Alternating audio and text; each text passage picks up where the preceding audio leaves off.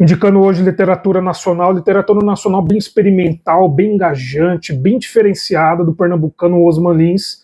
Eu quero falar um pouco sobre A Rainha dos Cárceres da Grécia e o Grande Avalovara. Para quem não conhece, é de fato uma literatura assim bem fora do convencional. Eu acho que exatamente por isso já merece o seu tempo, porque não só ela é meio que, digamos assim, intelectualizada, bem desafiadora, mas também é muito bonito o jeito que ele escreve, assim, é um primor. Então vamos começar falando um pouco sobre A Rainha dos Cárceres da Grécia. Para quem não sabe, esse livro aqui ele é uma metanarrativa que a gente vai acompanhar esse professor de biologia que está tentando interpretar um livro escrito por uma amante dele, e dentro desse livro, que chama A Rainha dos Cárceres da Grécia, a gente vai acompanhar essa história meio kafkiesca dessa mulher que está tentando conseguir uma pensão, uma aposentadoria, e ela não consegue, e vai ser traçado dentro desse livro, dentro do livro, um paralelo com essa mulher chamada Ana, que é a rainha dos cárceres da Grécia, que ela fica saindo de prisões e é constantemente encarcerada.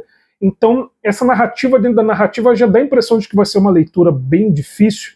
E não exatamente é difícil, mas ela não é trivial. Ela tem uma complexidade que eu acho muito interessante. A gente vai acompanhar um professor de biologia que ele é de biologia, ele não entende sobre literatura, e a hermenêutica que ele tenta trazer nessa interpretação do livro que a Amante escreveu é uma coisa que a gente vai acompanhando. Ele vai falando de forma assim bem seca. A escrita no começo do livro pode ser que você estranhe, porque ela é bem formal, bem sem estilo, quase como se o Osman Lins tentasse realmente tirar essa parte estética, porque quem está falando com a gente é um professor de biologia e não um professor de letras, né, professor de português. Então o jeito dele escrever é muito formal, muito técnico, mas conforme a hermenêutica dele vai avançando e vai ficando cada vez mais pessoal, a gente vai adentrando não só dentro da cabeça dele, mas dentro de trechos dessa obra, vai adquirindo uma cor, um contorno muito interessante, muito artístico, e o final do livro é maravilhoso. O último capítulo, digamos assim, porque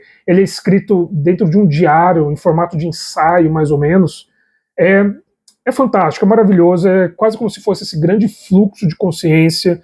Sem dar grande spoiler, eu vou dizer que a graça desse livro é a gente avaliar como que esse personagem não nomeado do professor vai interpretar, e é como se o Osman Lins tentasse dizer pra gente que a interpretação em si é uma forma de arte, a interpretação em si é uma forma da gente engajar com o livro de uma forma individual, de uma forma muito pessoal, e é através dessa interpretação que o livro acontece. Então é maravilhoso, porque você como leitor vai estar interpretando a interpretação desse personagem ficcional de um livro ficcional dentro de uma obra concreta. Então, maravilhoso, experimental, mas eu considero como sendo muito acessível.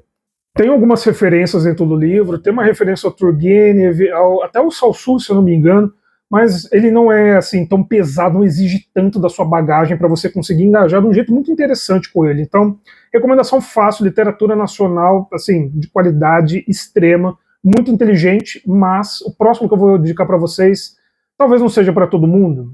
Bem, na verdade, os livros que eu gosto de falar, eles não são necessariamente para todo mundo, e a Avalovara com certeza tem um público muito específico, porque é um livro extremamente ambicioso, extremamente experimental. Para quem não conhece, ele não é escrito de forma linear, e ele tem meio que um guia interno, na verdade, que eu vou tentar achar aqui, e mostrar para vocês. Ele é um livro em que ele vai se basear nesse desenho, nesse diagrama, para contar a história.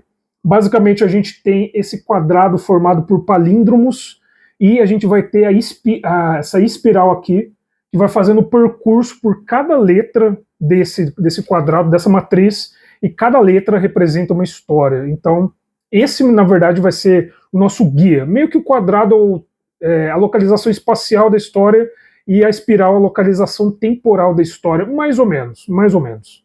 E cada uma dessas letras que formam essas palavras é uma história. Então a letra A está relacionada a uma história, a letra O está relacionada a outra história, mas tem uma grande narrativa, que é a vida do escritor Abel, e 3 romances bem importantes que ele teve na vida dele, e basicamente essa é a história principal do livro. Mas é claro que o livro ele não é só isso, é um livro extremamente pesado em simbolismo, extremamente pesado em artimanhas narrativas, digamos assim, em que você praticamente pode ler uma letra e vai ter a história daquela letra, mas o contexto de algumas outras histórias vão ajudar a enriquecer essas narrativas. Então, na letra A vai ter esse romance que ele teve com uma mulher na Europa, a Ross, e esse romance, assim, que é fadado para dar errado, é um romance, assim, muito volátil, as coisas com certeza não vão dar muito certo, ele tá muito apaixonado.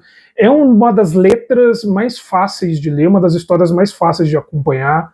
Daí tem a T, que é esse romance que ele tem no Recife com essa mulher que é uma hermafrodita, inclusive, muito interessante, é uma das letras mais interessantes, na verdade.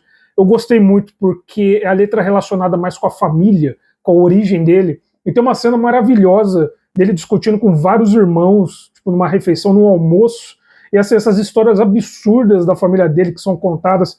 O Osman Lins, eu acho que ele poderia ter escrito um livro, talvez um pouco mais pé no chão, a respeito de drama familiar, que eu acho que teria sido delicioso. Porque essa letra assim, foi fantástica de acompanhar, muito boa mesmo.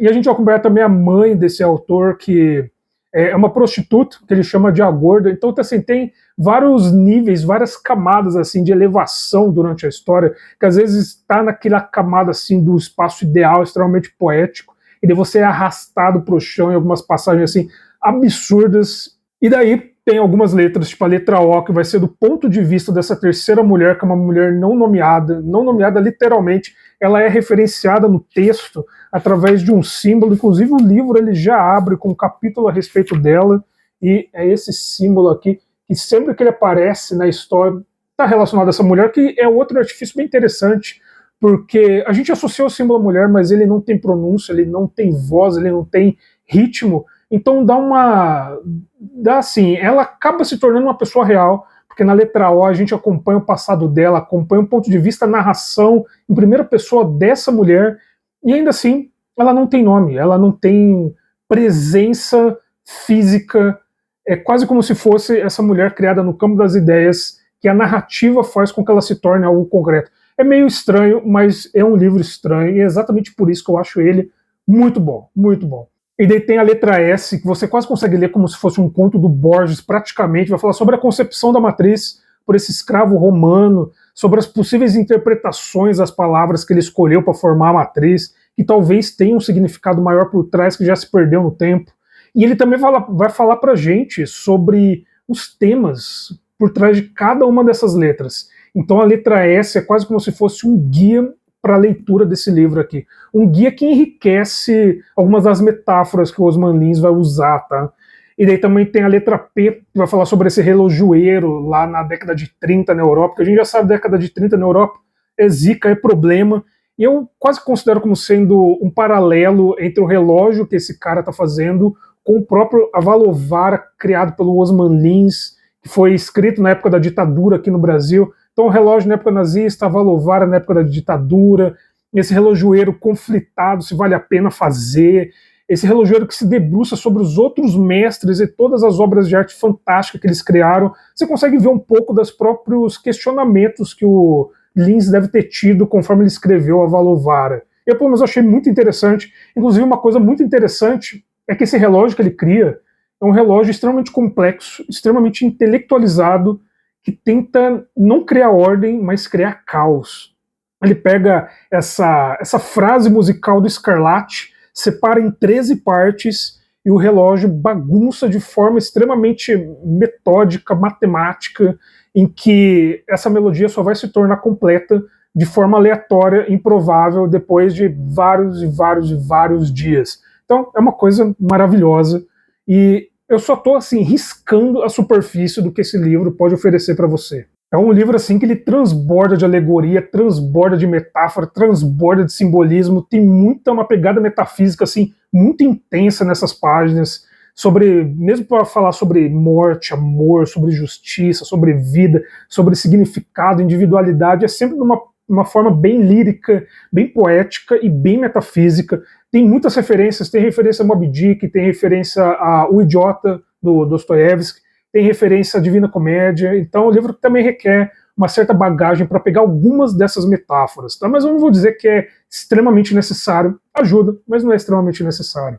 E para não dizer que eu não tenho críticas, eu tenho algumas críticas a respeito desse livro, a respeito de alguns capítulos, a respeito de várias das linguagens que o Osman Lins usa para descrever algumas dessas cenas mais eróticas, mais sensuais, que às vezes eu acho que é muito, muito cafona, não é que é pesado, é meio cafona mesmo. Tem algumas coisas que eu imagino que ele achou que ia ficar meio bonito, meio elevado, Eu não achei que ficou tanto assim. Não sei, se você já leu, me fala se vocês acharam, se vocês gostaram dessas partes aí mais sensuais, que pra mim não funcionou muito bem. E resumindo, eu recomendo, tá? Eu acho que é uma pepita da nossa literatura, assim, com um valor universal maravilhoso, muito bonito, muito lírico, muito poético. E eu vejo outros livros extremamente complexos sendo comentados por aí, tipo Paixão Segundo GH e Água Viva da Alice Spector, que são maravilhosos. Grande Sertão Veredas, que não é um livro fácil, também é amplamente comentado pela César, mas a Valovar eu não vejo tanto. Não sei porquê, não sei porquê. Talvez já tenha passado a hora dele ser, talvez, redescoberto pelos nossos leitores. Uma leitura muito instigante, muito interessante. Osman Lins, um baita de um autor. Se você não conhece, vale a pena.